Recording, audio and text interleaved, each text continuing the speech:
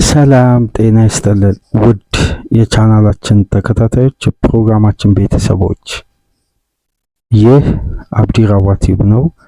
ፕሮግራማችንን ላይክ በማድረግ እንዲጀምሩ፣ ላይክ ስታደርጉ የዚህን ፕሮግራም ተደራሽነት ተደራሽነት ከፍ ስለሚያደርግ ላይክ ማድረጋችሁ እንዳትረሱ። አዲስ ከሆናችሁ ሰብስክራይብ በማድረግ ለቻናላችን ቤተሰብ እንድትሆኑ በአክብሮት እየጋበዝን፣ ይህንን ፕሮግራም ከሀገር ውጭ የምታደምጡ የቻናላችን ተከታታዮች የሁል ጊዜ ድጋፋችሁም በሱፐር ስቲከር፣ ሱፐር ቻት፣ ሱፐር ታንክስ ለቻናላችን ድጋፍ እንድታደርጉ በአክብሮት እየጋበዝን ለመላው የክርስትና እምነት ተከታዮች እንኳን ለፋሲካ በዓል በሰላም አደረሳችሁ እያልን የሁለተኛ ክፍል ፕሮግራማችን ትኩረት የሚያደርገው ከታይትል ሬስ የአርሴናል ሽንፈት ትኩረት አድርገን በርከት ላሉ ደቂቃዎች ተወያየን።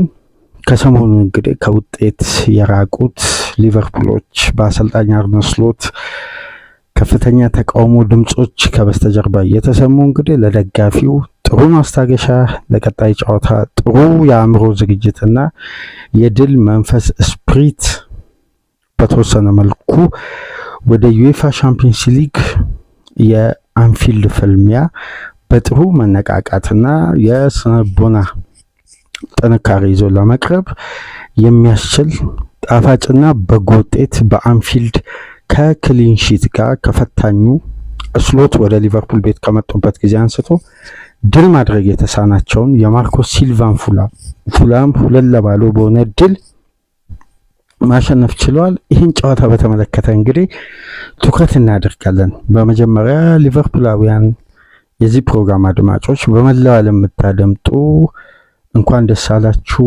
በተጨማሪም ደግሞ መልካም በዓል እንዲሆን በአክብሮት ወደ እናንተ የባህሉን መልካም ምኞት እየገለጽ ነው። እንግዲህ ለሊቨርፑሎች ይህ ሳምንት በበጎ አልፏል ማለት ያለፉት ጊዜያት ጥሩ አልነበረም። ለክርስትና እምነት ተከታዮች ከጾሙ ጋር ከተለያዩ ነገሮች ጋር ጥሩም አልነበረም። ምክንያቱም ድሉም ሽንፈቱም አለ፣ ትችቱም አለ። እዚህ ቡድን ላይ ስለወጣው ኢንቨስትመንት በተለይ ከተጫዋቾች ይልቅ አሰልጣኙ ትኩረት ተደርጎ በጣም ሲብጠለጠሉ ነበር። አሁን ጾሙም ተፈቷል፣ የሊቨርፑልም ድል ተመልሷል። ይህን ስትመለከቱ እንግዲህ የዛሬው ቀን ባህሉ ለሊቨርፑል ደጋፊዎች ምርጥ ባህል ሆኖ ነው የሚያልፈው። በተለይ ለክርስትና እምነት ተከታዮች ይሄ ሳምንት ለሊቨርፑላውያን ወሳኝ ነው። ምክንያቱም የዚህ ድል መመዝገብ ከበስተጀርባ የተነሱ ሁለት የተለያዩ አቅጣጫዎችን የያዙትን ተቃውሞ የማርገብ ፓወር አለው። ትናንት በርካታ ደቂቃዎችን የተወያየ ነው በአንፊልድ የተደረገው የትኬት ጭማሮና ያንን ጉዳይ ክሎፕ እንዴት ሃንድል እያደረጉ በድል የትኬት ጭማሮን ሴንስ ሳያደርግ ደጋፊ የተጓዘበት። ወደዚህ ስንመጣ ደግሞ የአሰልጣኙ የውጤት ጉዞና ይህን ቡድን ያሸጋግሮታል ወይ የሚለው እምነት። ስለዚህ ሁለቱም ጉዳዮች በቀጥታ ኃላፊዎች ላይ ከፍተኛ ተቃውሞና ትችት የሚያስነሳ። ትናንት እንግዲህ በወጣቱ የሊቨርፑል የአካዳሚ ውጤት እንበለው፣ ምክንያቱም በሊቨርፑል አካዳሚ ሬጂስተር ተደርጎ ወደ ዋናው ቡድን ስላለፈ በኮንትራት ፕሮፌሽናል ኮንትራቱን በሊቨርፑል ስለጀመረ ሪዮ ነጎሞሃ 10 ሚሊዮን ፓውንድ ሊቨርፑል ለቼልሲ የሚከፍልበት ተጫዋች ትናንት ደማቅ ምሽት አሳለፈ። ያለፉትን ሳምንታት እንግዲህ ስሎት ላይ ጣቶች እንዲቀሰሩ ምክንያት ከሆኑ ጉዳዮች ወይም የሊቨርፑል ደጋፊ በአንዳንድ መመዘኛዎች መቀበል ያልፈለገው እውነታ አለ። በመሐመድ ሳላህ በኩል የዚህ ተጫዋች ብቃት ወርዶ ነው ታክቲካዊ ንድፈ ሐሳብ ለውጥ ያመጣው የሳላህ ብቃት መውረድ ነው የሚለው ጉዳይ ሳይመለስላቸው ቆይቶ እንግዲህ ሳላም ወደ ምርጥ 11 ተመልሶ ጥሩ ፐርፎርም ባደረገበት ምሽት ግብ አስቆጥሮ ሪዮ ነጎሞሃም ግብ አስቆጥሮ ፍሎሪያን ቪዝ በአሲስቱ ተሳትፎ አድርጎ ሁሉም የሚጠለጠለው ትናንትናም በአግባቡ ድሉን በተገኙ አጋጣሚዎች መጠቀም ያልቻለው ግን ጥሩ እንደ ቡድን ፐርፎርም ማድረግ የቻለው ኮርሊ ጋክፖ አሲስት ባደረገበት ምሽት ሊቨርፑል 2-0 ጣፋጭ 3 ነጥብ በዩኤፋ ሻምፒዮንስ ሊግ ቦታ ላይ ሴትል የማድረግን አድቫንቴጅ ከፍ አድርጓል። እንደምታውቁት በዩኤፋ ኮንፌሽንት አሰጣጥ ስርዓት በዘንድሮ የውድድር ዓመት ወደ ዩኤፋ ሻምፒዮንስ ሊግ የሚያልፈው የተሳትፎ ቁጥር 5 መሆኑን ተከትሎ አርነ ስሎት አሁን የበለጠ ሴትል ማድረግ ችሏል። ከተከታይ ክለቦች ጋር ያለውን የነጥብ ልዩነት ማስፋት ችሏል። ጥሩ ውጤት በአንፊልድ በደጋፊው ፊት ተመስግቧል። ከነዛ ተቃውሞዎች ጋር አንፊልድ እንግዲህ በጥሩ ሁኔታ ተሻግሯል። ተከታዮቹ ሁለት ክለቦች ብሬንፎርድ እና ኤቨርተን፣ ቼልሲ ዛሬ ከሲቲ ጋር ጨዋታ ስለሚያደርግ የብሬንፎርድ እና ኤቨርተን ነጥብ መጣል፣ እርስ በርስ ተገናኝቶ አቻ መለያየት ሊቨርፑል የነጥብ ልዩነቱን ከነዚህ ክለቦች 5 በማራቅ ከቼልሲ በ4 ከፍ በማለት ከቪላ በ2 ነጥብ ከማንቸስተር በ3 ነጥብ ርቀው 5ኛ ደረጃ ላይ በ52 ነጥብ በንጹህ 10 ግብ መቀመጥ ችሏል። ይሄ ፖዚቲቭ ነው ለአርነ ስሎት በየትኛው መመዘኛ። ምክንያቱም ድል ክፍተትን ለማረም እርጋታን ይፈጥራል። እርጋታ ማለት አሰልጣኙ ቢያንስ ከፔዤ ያስከፊ የሮብ ምሽት ሲመለሱ ይህን ጨዋታ ስለመዘጋጀት፣ ቡድናቸውን ስለማንቃት፣ ቡድናቸውን በስትራቴጂ የማጎልበት፣ ስለ ቡድናቸው ያለውን ሁኔታ ለመቀየር ያሉበት ጭንቅ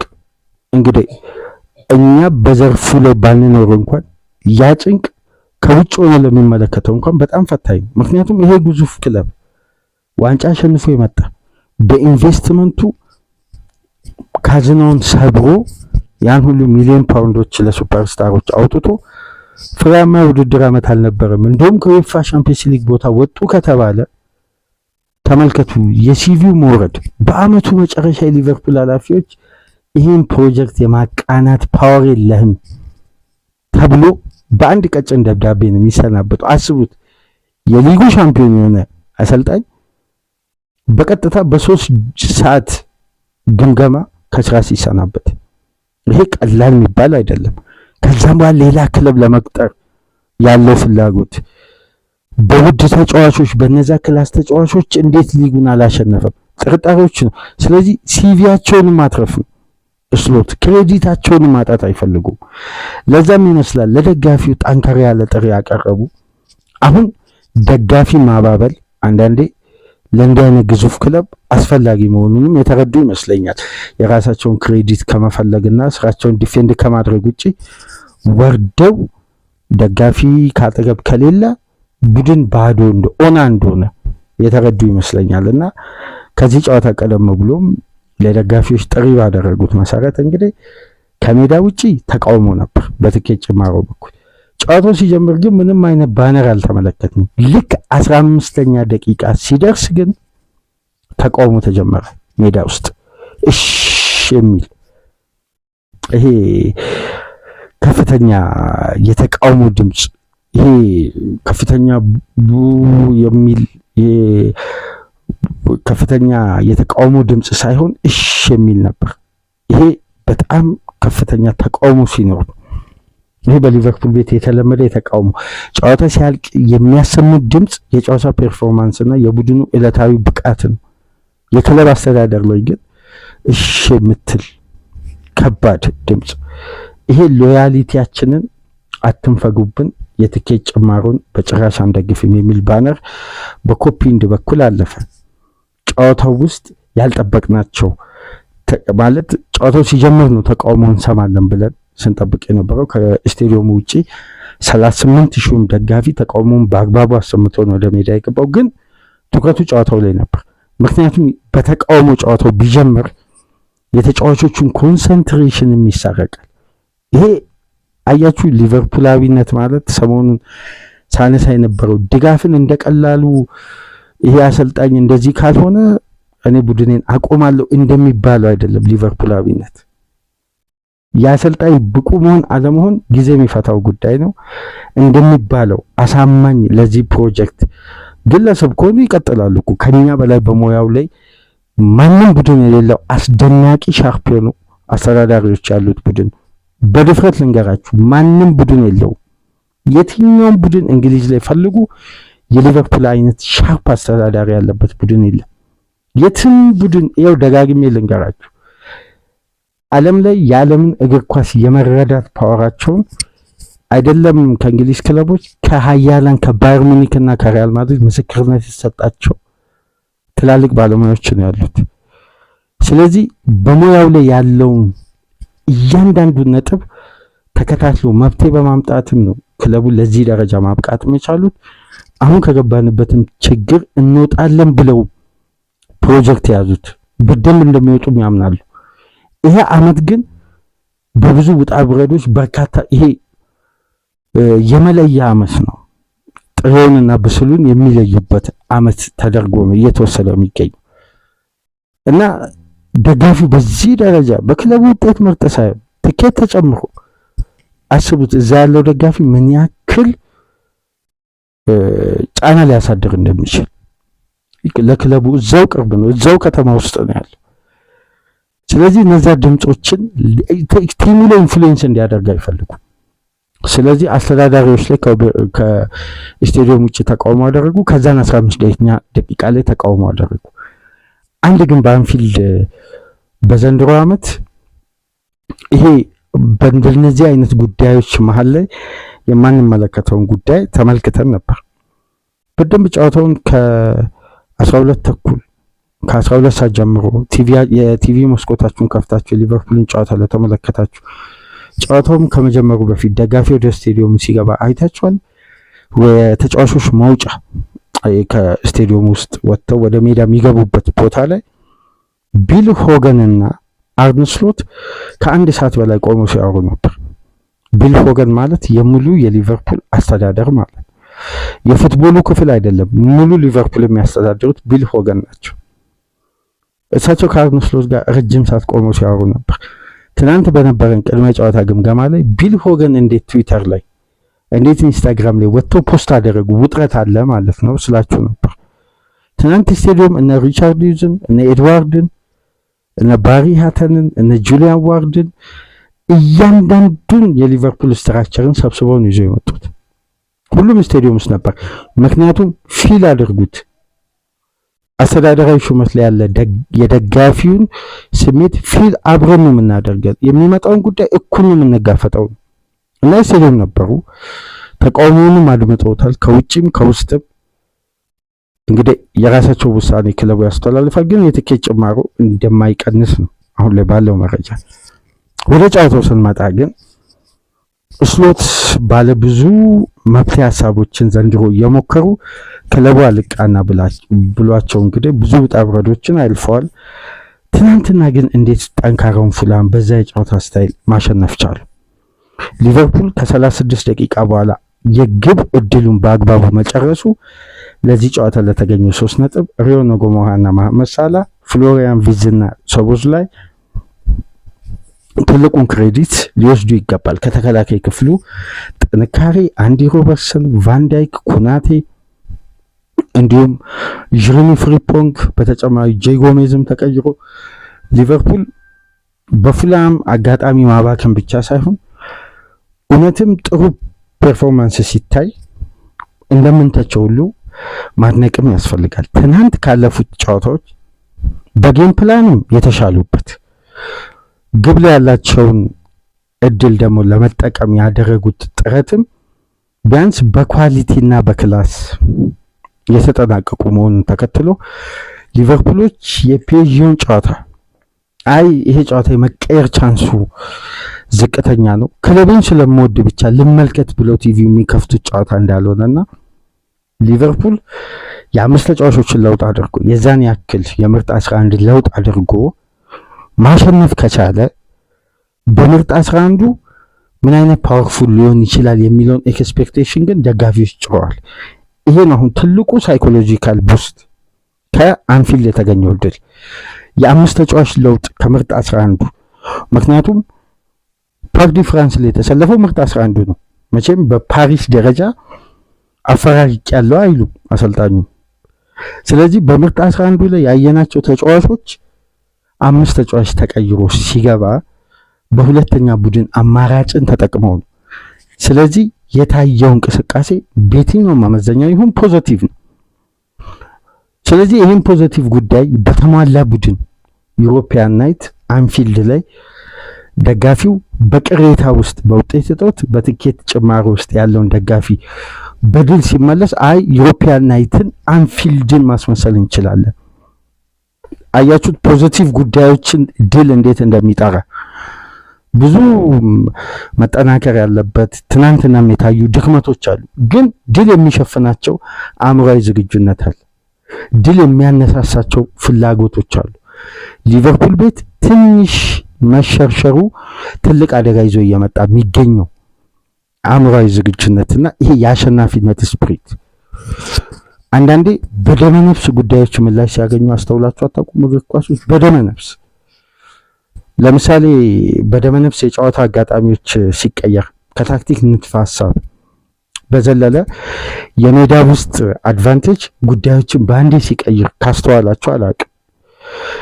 ሊቨርፑል ማንቸስተር ዩናይትድ ጋር 2-2 ሲለያይ የክሎፕ የመጨረሻ የውድድር ዓመት ከረፍት በፊት 2.9 ኤክስፔክትድ ጎል ክሬት አድርጎ 6 ቢግ ቻንስ ስቶ 8 ኢላማውን የጠበቀ ሙከራ አድርጎ 14 ሙከራ አድርጎ በሪከርድ 1-0 እየመራ የወጣ ቡድን የፕሪሚየር ሊጉ ብቸኛ ቡድን ነበር የኤርገን ክሎፕ ሊቨርፑል።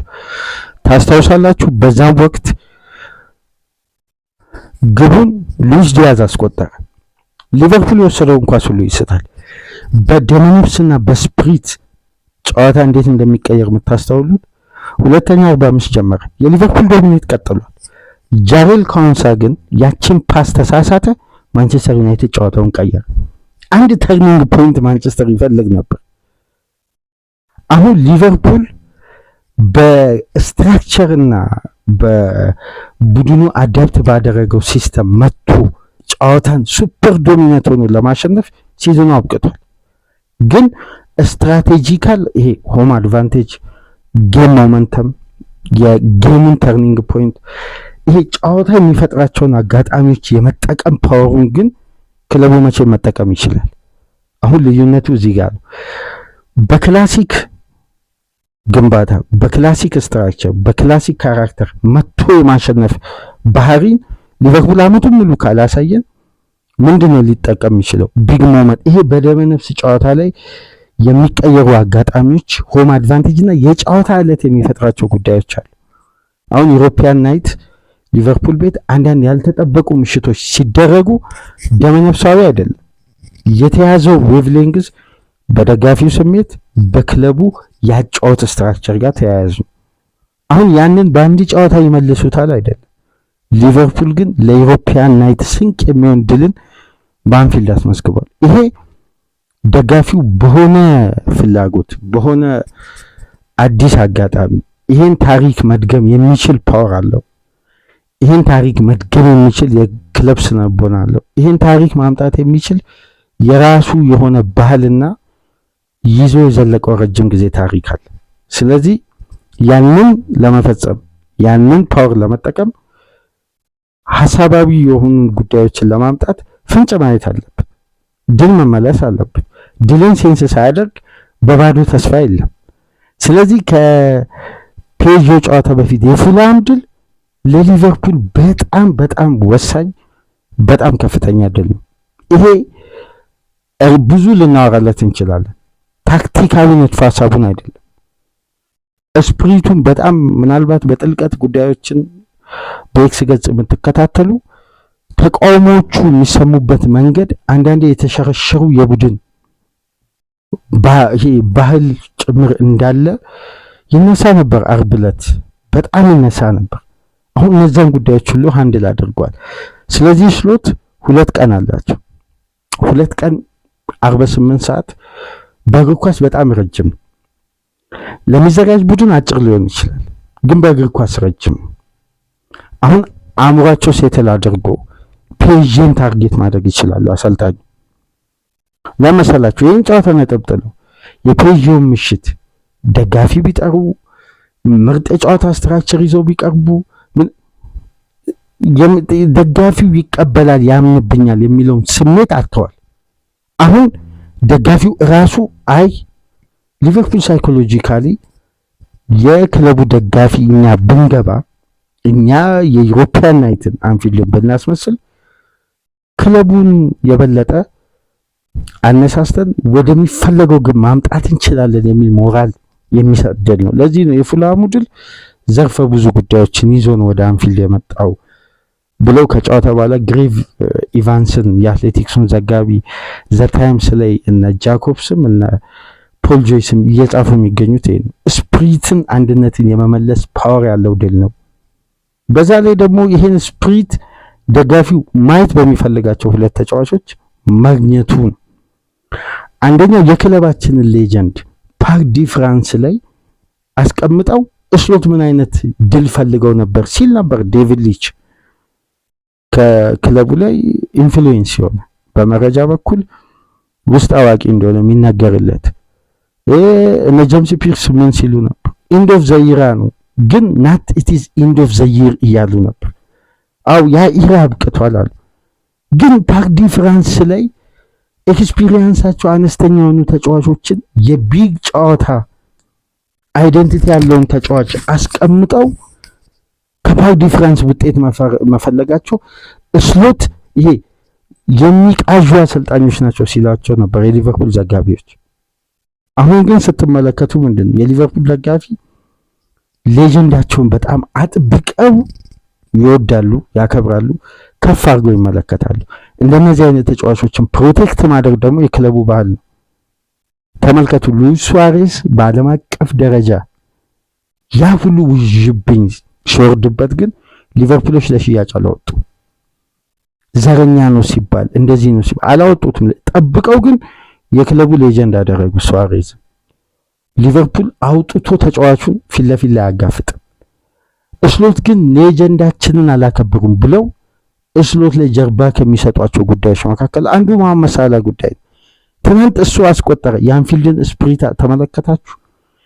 ከመልቀቁን ለሚዲያ ካበሰረ በኋላ እንዲሁም ከኖቬምበር 1 በኋላ በፕሪሚየር ሊግ መሐመድ ሳላህ አንፊልድ ላይ ግብ አስቆጠረ። ተመልከቱ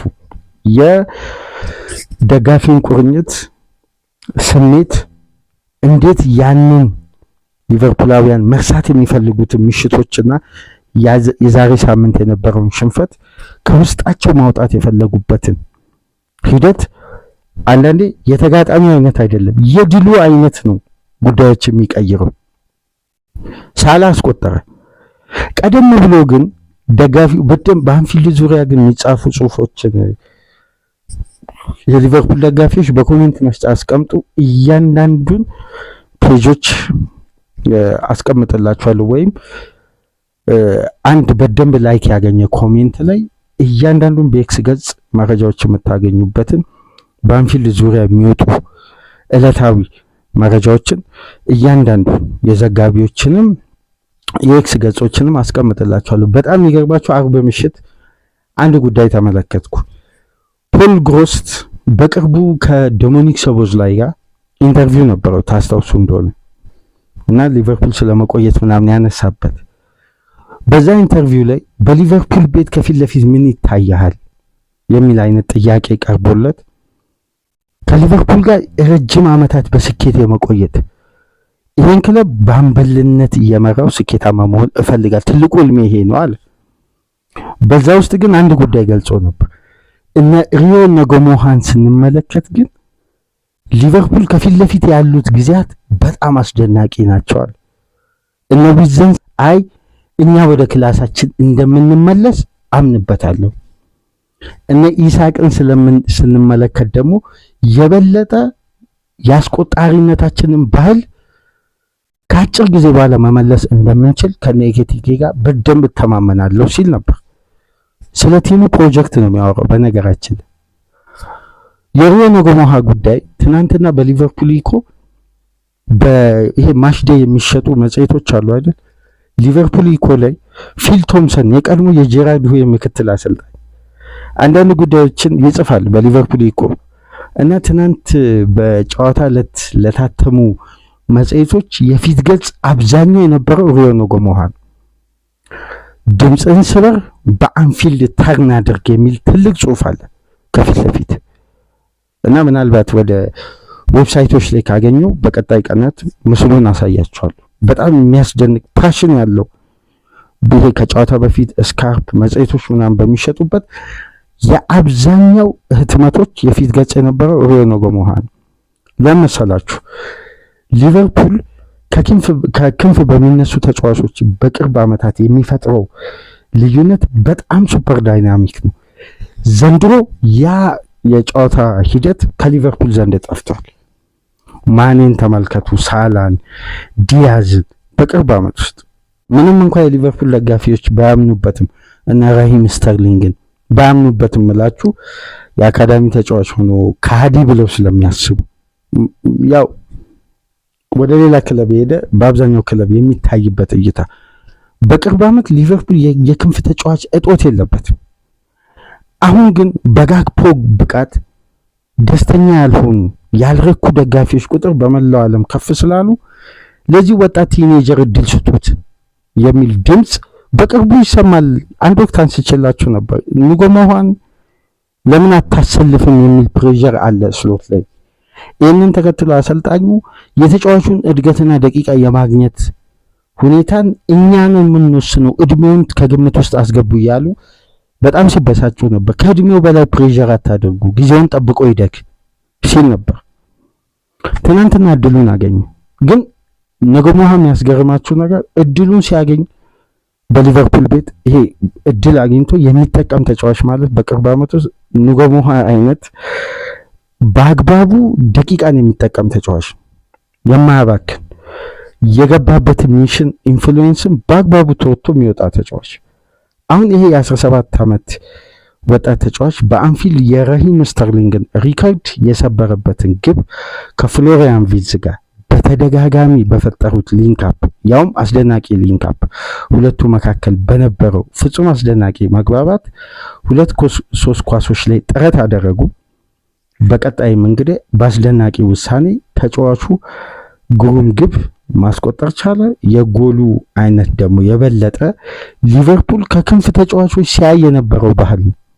ይሄ ከዊንግ የሚነሱ ኳሶችን ድሪብል አድርጎ ወደ ቦክስ መግባት፣ ከክሬቲቪቲ ተጫዋች ጋር ሊንክአፕ ማድረግ፣ ይሄ ከርቭ ያለው ሹት፣ ይሄ ተጫዋች ቴክኒካሊ ያለው ድሪብሊንግ ስኪል በቅርብ ዓመት ውስጥ የእንግሊዝ ብሔራዊ ቡድን በማክሲ ዳውንማን እና በዚህ ተጫዋች ምን ያክል እንደምትታደል የሁለቱ ቴክኒክ በቂ ማሳያ ነው። ያ በግራ እግሩ፣ ይሄ በቀኝ እግሩ በሁለቱ ዊንግ እንዴት አይነት ምርጥ ቴክኒክ እንዳላቸው። አንደኛ ከእድሜያቸው በላይ በራስ መተማመን። አንድ የሚያስገርመው ጉዳይ የሁለቱ ተጫዋቾች በራስ መተማመን ነው። ሪዮ ኖጎሞሃ በዘንድሮ የውድድር ዓመት ለሊቨርፑል የውጤት ማግኛ የሆነ ተስፋ ሰጪ ቅያሪም ሆኗል። በተጨማሪም አንዳንድ ጨዋታዎች ላይ ይህን ጉዳይ ሲያሳየን ነበር። ለምሳሌ የኒውካስሉን ጨዋታ ታስታውሳላችሁ። በዘንድሮ የውድድር ዓመት ኢሳቅ ደርቢ በኖጎሞሃ ግብ ሊቨርፑል ድል ሲያደርግ 3-2 ተቀይሮ ገብቶ ሲያስቆጥር፣ ታዲያ በአንፊልድ በወጣት እድሜያቸው ግብ በማስቆጠር እንግዲህ ሪዮ ኖጎሞሃ በ17 ዓመት 225 ቀን ላይ በመገኘት የምን ጊዜም በአንፊልድ በወጣት እድሜ ግብ ያስቆጠረ አዲሱን ሪከርድ መጻፍ ችሏል። ከዚህ በፊት ራሂም ስተርሊንግ ነበር ሬዲንግ ላይ በ17 ዓመቱ ከ317 ቀን ላይ ግብ በማስቆጠር። ከዛ በፊት ደግሞ ጂሚ ካራገር ነበር በ18 ዓመቱ ከ356 ቀን ላይ በመገኘት ማለት ነው። ይሄ አስደናቂ ሪከርድ ነው። አንደኛ ለተጫዋቹ መነሳሳት፣ መነቃቃት፣ እድሉን በአግባቡ መጠቀሙን የሚያሳይ። አብዛኛውን ፔጆች ብትመለከቱ ምንድን ነው የሚሉት? ዘ ፕሬዘንት ኤንድ ዘ ፊውቸር ነው የሚሉት። ለምን? ሳላ አሁን ፕሬዘንት ነው፣ ሌጀንድ ነው፣ አሁን ያየነው ነው። ፊውቸሩ ደግሞ ሪዮ ኖጎሞሃ። ስለዚህ ከኖጎሞሃ እስከ ሳላ ተመልከቱ። የሊቨርፑልን ሌጀንድ ክለቡ ዛሬ ይሸኛል፣ ሌጀንዱን ደግሞ ዛሬ ያፈራል፣ ቀጣይ ሌጀንዱ። ስለዚህ ሊቨርፑል አሁን ይሄ የሁለቱ ግብ ማስቆጠር ትስስሩ ቀላል የሚባል አይደለም። የሪዮ ኖጎሞሃ ማስቆጠር የነገ የሊቨርፑል ተስፋ፣ ዛሬ ሊቨርፑል ሌጀንዳቸውን ሲሸኙ ሌላ ሌጀንድ እንዳለ ማሳያ ነው። ይሄን ነው አሁን የሊቨርፑል ትልቁ ባል። ሊቨርፑል ትልቅ ተጫዋች ሲሸኝ ነገ ትልቅ የሚያበቃው ተጫዋች አለው። ይሄን የሊቨርፑል ፓወር፣ ይሄን የሊቨርፑል ትራንዚሽን እና ከሰሞኑ የሚነሱ ጥያቄዎችን ስሎት በአግባቡ ሪስክ ሲወስዱ አንዳንዴ ምላሽ ያገኛል። ምላሹም ደግሞ የሰጠው ይሄ ቴክኒሽያን የሆነ የክንፍ ተጫዋች ከዚህ በፊት በፕሮግራማችን ላይ አባ ደጋግሞ ያነሳል። ለኔ 100% ከኮርሊ ጋክፖ የተሻለ ተጫዋች ነው። ይሄ ወጣት ተጫዋች ስሎት የሚያጫውቱት ከሆነ በራሳቸው ስራ ላይ አደጋ ነው የሚጠሩት። ስሎት ለንጎሞ 20 ደቂቃ መስጠት አለባቸው። በረጅም ርቀት ከጋክፖ ቴክኒካሊ በተለይ ኬፐብል ነው። ሊቨርፑል የሚያስፈልገው ቴክኒክ እንጂ ሩጫና ጉልበት አይደለም ይላል ሁሌም። ጉልበት፣ ፍጥነት ለእግር ኳስ አስፈላጊ ነው፣ ግን ቴክኒክ ይቀድማል ነው። አሁን ቴክኒካሊ ተጫዋቹ ሲይዝ እስቲ የሊቨርፑል ደጋፊዎች ሴንስ የምታደርጉትን አንድ እውነታ፣ ይሄ ውስጣችሁ ላይ ያለ እውነታ ነው፣ ግን የማትገልጹት ነው። ጋክፖ ኳስ ይዞ ድሪብል ሲያደርግ ያላችሁ መተማመንና ንጎሞሃ ድሪብል ሲያደርግ ያላችሁ መተማመን የቴክኒክ ልዩነቱ የጋክፖ ድሪብል ቀና ብሎና በባላንስ ቴክኒካሊ ስለማይሸውድ ኮንፊደንስ አይሰጣችሁ። ግን የተጫዋችን ተመልከቱ፣ ድሪብል ለማድረግ ገና በዚህ እድሜው ድፍረቱ፣ የሚወስደው ሪስክ፣ ፖዚሽናል ሪስኩ በጣም አስደናቂ ነውና በጨዋታውም ኮከብ ተብሎ አንድ ግብ፣ አስደናቂ ግብ አስቆጥሮ 3 ቻንሶችን ክሬት አድርጎ በ0.63 ኤክስፔክትድ አሲስት አስመዝግቦ 26 ካደረጋቸው ፓሶች ውስጥ 24ቱ በስኬት ተጠናቀው 43 ኳሶችን ነክቶ 10 በፔናልቲ ቦክስ ውስጥ ኳስ በመንካት እስካሁን ድረስ በፕሪሚየር ሊግ ካገኛቸው ደቂቃዎች አንጻር ከኮርሊ ጋክፖ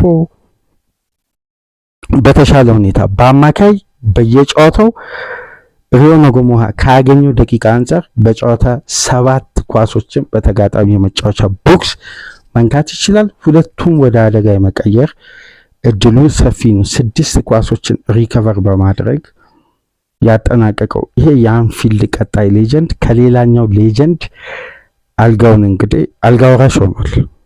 በቀጣይ ንጎሞሃን በአንፊልድ ከፍ ብሎ የማየት እድላችን በጣም እየሰፋ እንደሚመጣ ነው። እንግዲህ ያሉትን ሁኔታዎች ስንመለከት እድገቱ፣ ቴክኒኩን ስናይ አስደናቂ ጊዜ እየመጣ ነው የሚገኘው። አንድ ጉዳይ ግን ትናንትና መሐመድ ሳላ በፕሪሚየር ሊግ 190 ግብ ላይ የደረሰበት ጨዋታ ነበር። በ311 ጨዋታ መሐመድ ሳላ 190 የፕሪሚየር ሊግ ግብ 92 አሲስት በማድረግ እሱ ከፈረመበት ጊዜ አንስቶ የትኛውም ተጫዋች በመቶ ግብ እንኳን ሊደርሰው በማይችል ደረጃ 282 የግብ ተሳትፎ በማድረግ በዚህ ወቅት ከተከታዩ ሶን ዮንግ ሚን ጋር 173 የግብ ተሳትፎ ካደረገው ተጫዋች በከፍተኛ ርቀት ከመቶ ግቦች በላይ ርቀት ነው ተሳትፎ እየመራ የሚገኘውና በአንፊልድ 108ኛውን ግብ ነው በፕሪሚየር ሊግ ማስቆጠር የቻለው። ንጎሞሃ የመጀመሪያውን ግብ ነው በፕሪሚየር ሊግ ማስቆጠር የቻለው።